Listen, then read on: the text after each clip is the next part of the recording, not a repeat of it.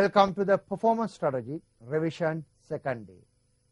So first day we looked at enterprise risk management, internal control, internal auditing. Today let's try to concentrate on the other topics, starting with corporate governance. Well, corporate governance is just about basic guidelines. Do not worry about the specific rules of different countries, because specific rules of different countries would vary. Malaysian corporate governance will have different to the Sri Lankan setup and to the UK. So let's ensure you know the basics of corporate governance irrespective of the regulations. Basics are the same. Why do we need corporate governance? Earlier, we wanted to ensure the companies do a good job, companies run themselves properly. Therefore, we had many systems to ensure that they do, such as external audit, the audit from the other authorities, maybe the central bank, maybe the Securities and Exchange Commission. In the recent history, we have seen none of them work. Let's not go into the individual names of the companies, but you know enough details about Madoff in USA, what happened to Madoff. You know about enough companies in Sri Lanka. So, due to these examples that we have seen, the importance of corporate governance is critical in today's business, because corporate governance is nothing else but a better way to run the company. Corporate governance will give you certain guidelines of how to run your company better. So, isn't that important for anyone? It is. Now, if you look at the principles of corporate governance, there are so many rules, there are so many guidelines available. I'm not trying to go through all of them, but for sure, let's touch the key guidelines in corporate governance. Starting with non-executive directors. Corporate governance always recommends to have non-executive directors. Who are the non-executive directors? They are the directors without executive power, as the name suggests. They do not have executive powers. What do you mean executive powers? They cannot give salary increments, they cannot approve sales, they cannot approve purchases, they cannot sign checks. No executive powers at all. But they are directors. So, what do? They are the people who will come to your board meeting and form an independent, strong, third-party opinion of what the board of directors are doing about. Entire board of directors wanted to go ahead with a new project. Everyone is happy about the new project. It's going to make more money. Non-executive director is the one who will come to the board meeting and say, well, I agree, I think it's a good project. However, I have certain serious concerns. Can I address them, please? That's his job. He is the one who will have an independent third-party opinion, strong opinion at the board meeting about the things, about the decisions that board of directors are about to take. So, if you look at the market, you will see non-executive directors are the people who had run different companies successfully, so they join as non-executive directors for your organization. Now, the danger with non-executive directors is they have a complaint. They have quite a common complaint always. The complaint is they don't understand the business. In the sense, they don't understand the specific industry that they are working as non-executive directors. Because what happens is, in most cases, these non-executive directors, they perform well as executive directors in a different industry, in a different company. So, the argument is, whenever you take someone who has done well in a different industry and go and try to put into your industry, that might not be a perfect fit. I do agree with the argument. But the solution is not take them seriously. The solution is, we need to take the views of non-executive directors seriously, but we need to help them to understand our industry well. We need to help them to understand our business well. They are successful people in other industries, so I'm sure they can do it faster. So that's one of the complaints, and we need to manage that. The other most critical complaint across the globe is they are not independent. We take non-executive directors not because we seriously want to have strong, independent, third-party opinion.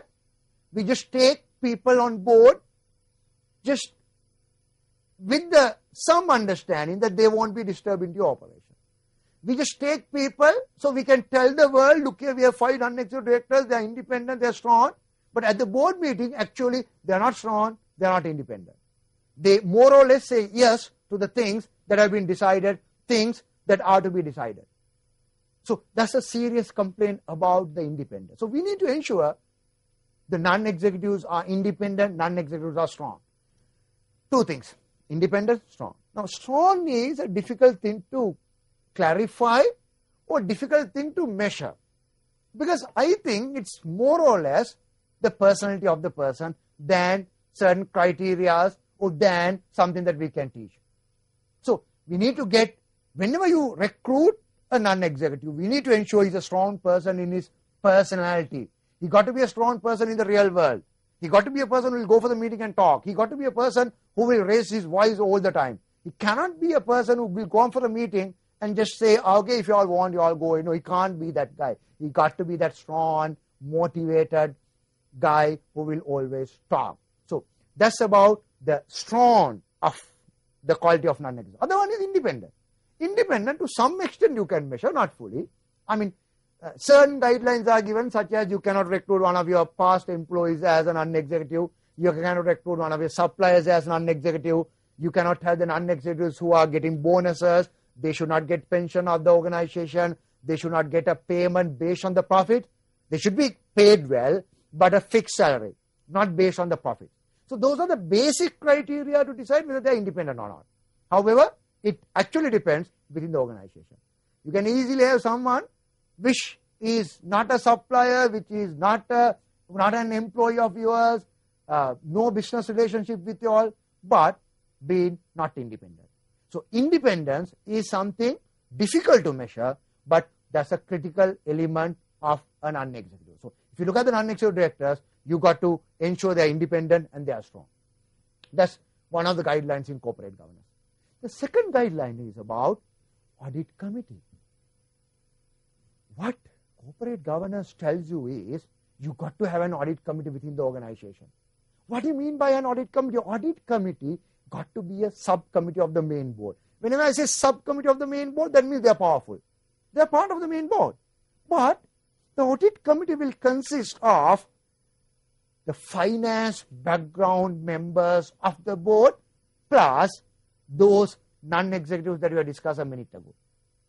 So audit committee is the subcommittee of the board that will look into specific jobs, such as they will go and review the reporting of the organization to ensure report represent the actual picture, the report to ensure the reports are not overstated, and they will work and verify the risk management process of the organization. The audit committee will go through the risk management process, which we discussed the other day in detail, the steps of risk management group, identification, evaluation. The audit committee will verify this process. And the audit committee will be a great help for the finance director. The audit committee will be a great help for the auditors. The audit committee will be a great help for the external auditor, because whenever the external auditor has a problem, he will directly go to the audit committee and talk about it. And the audit committee will be a great help for the internal auditors as well. So we got to have an audit committee. The other two committees that we generally talked about are remuneration committee and the nomination committee. Again, I'll touch them on brief. What do you mean a remuneration committee? Is a committee that will decide the remuneration of executive directors, they review the remuneration policy of the organization. And you got to ensure certain disclosure requirements are done in your annual report about the remuneration of the organization. Other one is the nomination committee. Now, nomination committee is, I guess, more critical whenever you have a family company than otherwise. What nomination committee would do is, it will look at all the nomination done to the board level. Not that it will block the nominations that executive directors want, but it will help the executive directors to take a proper nomination decision for the board membership. So what nomination committee will do is, nomination committee ensure the new directors that are coming in have been fully trained, they understand the business, they understand the environment, and nomination committee will ensure there's a proper balance of the directors on the board, enough non-executives, enough executives. You need to have a proper balance. You can't have 10 executive directors and one non-executive director. Again, depend on how strong the non-executive director is. So there are different guidelines given.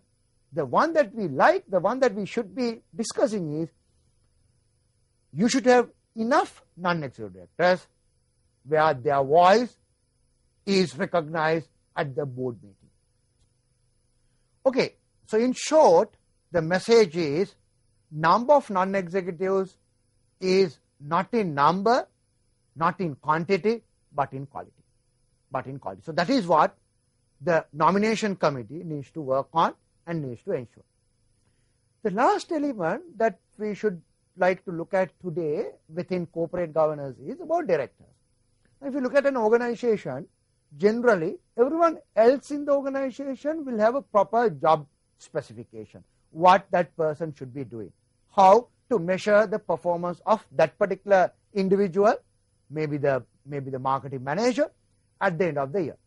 So what corporate governance recommends is, let's do the same thing for the directors. You look at a director, let's ensure that particular director got a specific job role to be played during the year and agreed mechanism to measure his performance at the end of the year. So basically what it says is not to control directors, but to guide directors to ensure the company perform better. The company grow better in top line, in profits, the shareholders happy, customers are happy, the employees are happy. So basically guide directors in achieving that. In the same perspective, we talked about having a chairman and a CEO as two different individuals. The reason why we talked about having a CEO and chairman as two different individuals is basically there are two different job roles to be played by both of them. As an example, CEO, his job is to ensure the growth of the bottom line and the top line, the smooth run of the operation on day-to-day basis. Chairman has a bigger responsibility. He got to ensure the interest of stakeholders are maintained, interest of the stakeholders are taken into consideration in making decisions. CEO may be a guy who wants to go ahead and invest in something. The chairman is the person who will say, I understand we can make a lot of money from it, but are we doing the right thing in terms of our shareholders? Do they want us to take this risk? Actually, I do agree the profit can be increased by doing this, but do you sure that our shareholders want to take that risk? So chairman is the person who will represent the shareholders at the board meeting. So what I am trying to say is the chairman and the CEO should be two different job responsibilities.